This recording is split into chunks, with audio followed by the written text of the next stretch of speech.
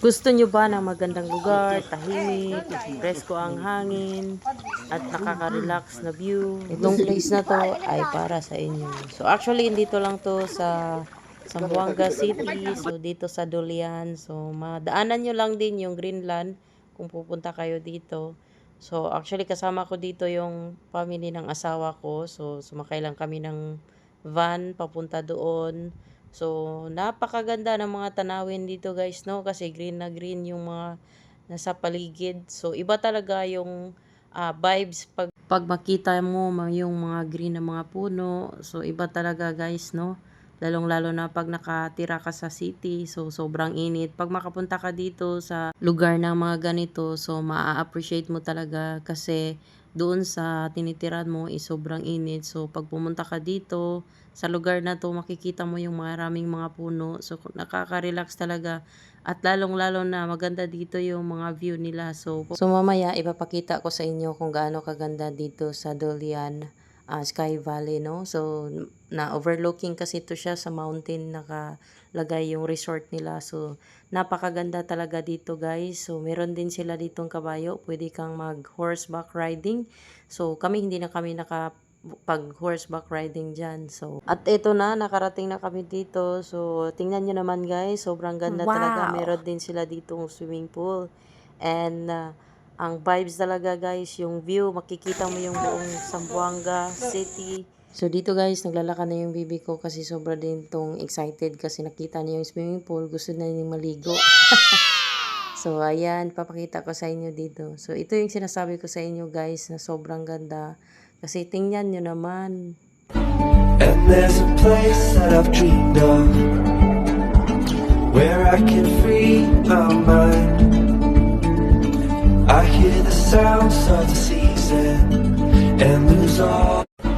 And there's a place that I've dreamed of, where I can free my mind. Wow! I hear the sounds of the season and lose all. Saan ikaw, S? Sabi niya, wow! Wow! Nice! Wow!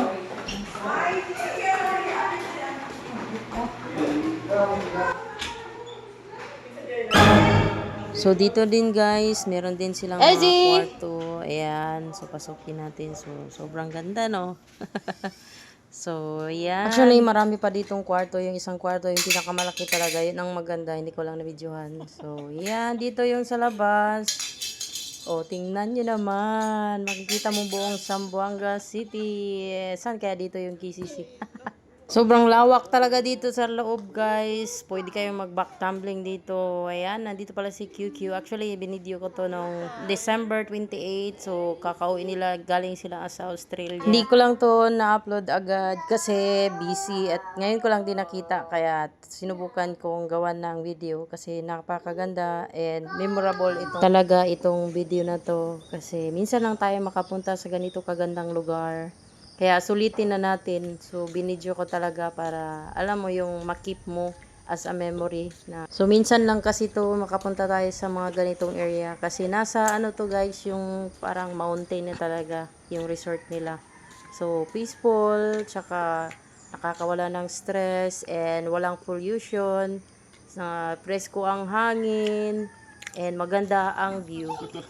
So, ayun lang mga kachabi. Maraming salamat sa inyong panonood. So, sobrang mahaba to ang video na to. Pero sulit naman. Worth it naman. Pero hindi ko naman kayo inainggan nyo. Tapusin nyo to. Diba? So, sa akin lang naman ito is i-keep ko na memory. Kasi yung araw hindi na babalik. Pero yung memories na kine-create nyo dito sa lugar na to is very memorable. Kaya ginawan ko talaga dito ng videos. So, that's it for today's videos, mga kachabi. At maraming salamat sa inyong panonood. And God bless sa ating lahat. When everything feels like the movies, yeah, you bleed just to know you're alive. And I don't want the world to see me, 'cause I don't think that they'd understand. When everything's made to be broken,